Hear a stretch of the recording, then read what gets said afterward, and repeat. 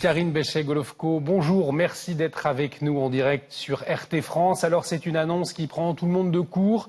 Comment comprendre cette démission juste après le discours de Vladimir Poutine dans lequel il annonce, je le rappelle, des réformes de la Constitution?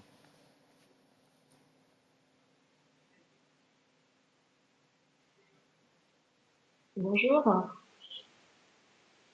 Effectivement, cette annonce a été une surprise pour les médias et pour les hommes politiques, puisque après le discours de Vladimir Poutine, après le message de Vladimir Poutine, en général, tout le monde s'attend à ce que les ministres, le gouvernement se mettent au travail pour réaliser les grandes lignes qui sont énoncées dans ce discours-programme.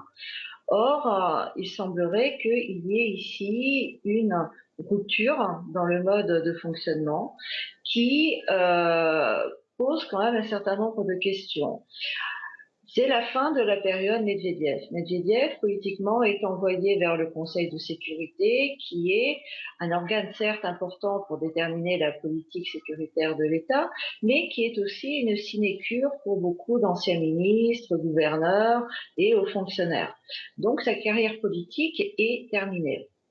Qui va prendre la succession? Le premier nom qui vient effectivement à l'esprit, c'est celui de Koudrine. Dans ce cas-là, cela signifierait un virage néolibéral extrêmement important en Russie, avec tous les dangers que cela peut présenter, comme nous le voyons en France avec Macron.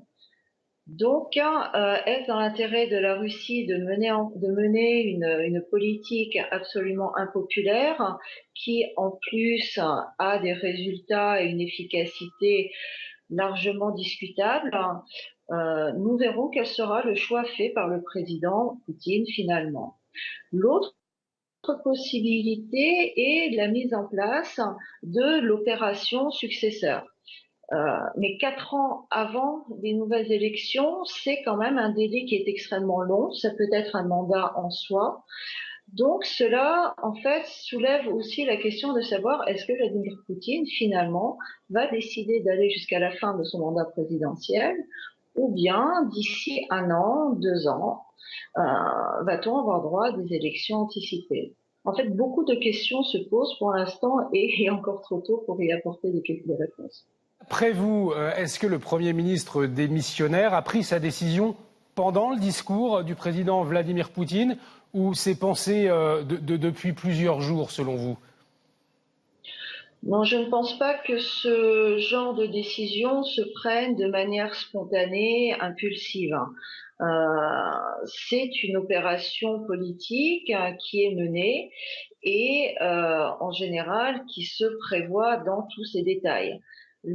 Comme l'annonce de la préparation d'une réforme de la Constitution, ce gouvernement en fait, appartient à un certain mode de gouvernance.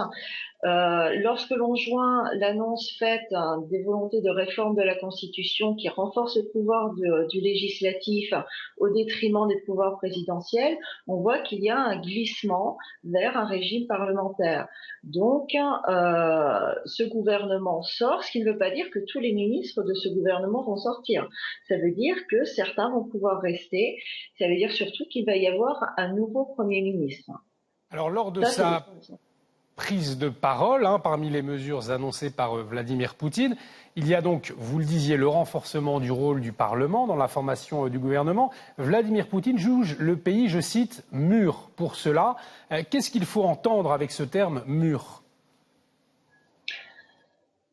N'oublions pas quand même que nous sommes dans le discours politique.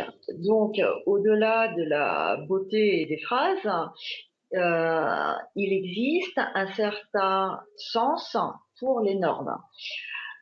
Le droit a sa logique, qui peut être différente de la logique politique. Le pays est en phase de transition politique. C'est-à-dire que Vladimir Poutine est sortant, tout le monde le sait. Ce qu'il y aura derrière, en revanche, personne ne le sait. La Russie fonctionne aujourd'hui dans le cadre de la Constitution avec un président extrêmement fort. il est évident que quelle que soit la personnalité du président qui sera ensuite, sa personnalité sera beaucoup plus faible. C'est objectif, ça ne peut pas être autrement. Il y a donc une certaine volonté affichée de vouloir préserver le fonctionnement des institutions en transférant certaines compétences vers le Parlement. Mais là, justement, est-ce que la Russie est prête pour cela? Ça, c'est une question, honnêtement, qui est largement discutable. Parce que pour que le Parlement puisse assumer ce rôle que l'on veut lui faire jouer, en prévision d'un président faible, il faudrait pour cela qu'il y ait des partis politiques qui soient forts. Or, dans quelle mesure le parti Единая Россия, Russie Unie, qui est le parti présidentiel, va longtemps survivre au départ de Vladimir Poutine de la politique réelle, ça, il faudra le voir. Mais personnellement, j'ai beaucoup de doutes. Donc, le problème est qu'il y a un transfert des compétences présidentielles, des pouvoirs de nomination qui sont des pouvoirs extrêmement importants pour déterminer l'équipe avec laquelle vous allez travailler, donc la politique que vous allez mettre en œuvre, qui est transférée vers le Parlement. Or, le Parlement n'est malheureusement aujourd'hui pas mûr pour assumer ses compétences, puisque le système des partis politiques est très faible en Russie. Il est très faible en général dans le monde entier. Regardez en France, les partis politiques sont en train de s'écraser les uns derrière les autres. Mais en Russie aussi, puisque le pays est encore jeune et que les partis mis en place n'ont pas eu le temps de survivre à leur leader. Donc on ne sait absolument pas dans quelle mesure ils sont viables ou non. C'est un pari qui est quand même, il me semble, assez osé et peut-être assez dangereux. Merci beaucoup, Karine Bechet-Golovko, d'avoir partagé votre analyse sur notre plateau. Je rappelle que vous êtes spécialiste en droit russe et professeur invité à l'Université d'État de Moscou.